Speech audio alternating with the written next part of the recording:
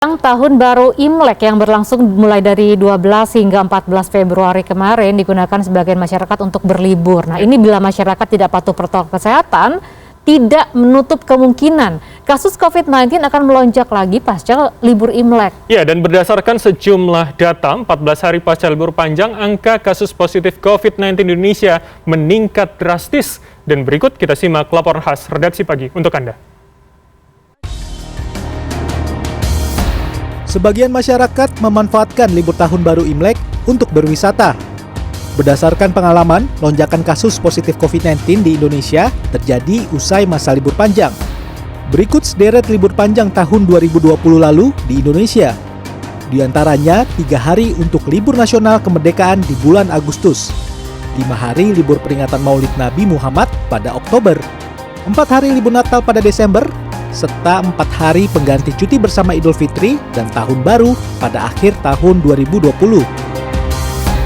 Berdasarkan data dari Johns Hopkins University Center for System Science and Engineering, angka kasus positif COVID-19 di Indonesia meningkat sekitar 14 hari usai masa libur panjang. Setelah libur Hari Kemerdekaan di tanggal 31 Agustus 2020, terjadi penambahan kasus pada hari tersebut sebanyak sekitar 2.700 kasus. Kemudian, usai libur peringatan Maulid Nabi Muhammad di tanggal 12 November 2020, terjadi penambahan angka kasus positif COVID-19, 4.100 kasus.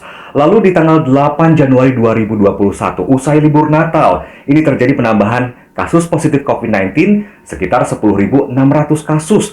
Kemudian, usai libur Tahun Baru 2021 di tanggal 15 Januari 2021, terjadi penambahan kasus positif COVID-19 sekitar 12.800 kasus. Libur perayaan Tahun Baru Imlek juga diwarnai dengan mobilitas masyarakat yang tinggi.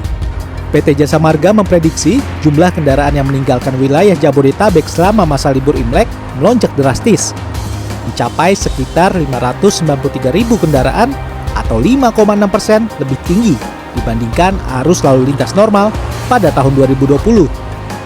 Selain via jalan tol, mobilitas masyarakat keluar Jakarta dengan moda transportasi kereta api pun cukup tinggi. PT Kereta Api Indonesia Daup 1 mencatat selama 11 hingga 14 Februari, sekitar 16.000 penumpang berangkat dari stasiun Gambir dan Pasar Senen. Sementara itu, jumlah penumpang pesawat yang mendarat di Bali saat libur Imlek juga mengalami peningkatan. PT Angkasa Pura I Bandara Internasional I Gusti Ngurah Rai mencatat pada 12 Februari ada 4.207 orang yang mendarat di kedatangan domestik. Dalam kondisi normal, rata-rata jumlah penumpang mendarat di Bali hanya sekitar 2.000 orang per hari. Ramainya pergerakan masyarakat saat libur Imlek berpotensi menambah angka kasus positif COVID-19 di Indonesia.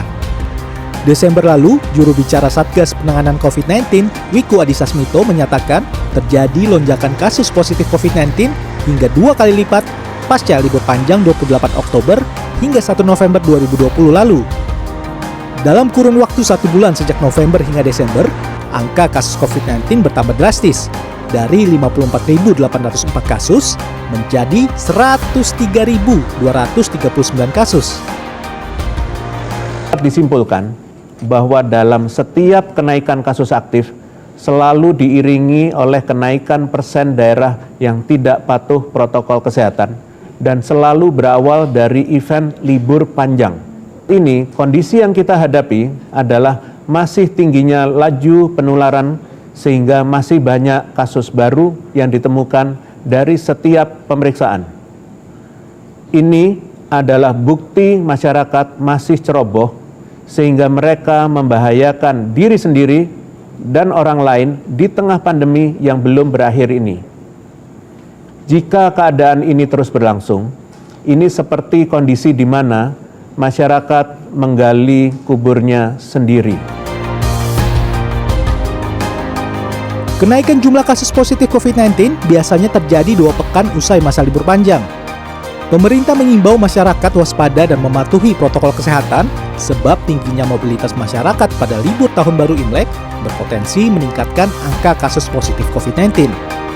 Tim Liputan CNN Indonesia.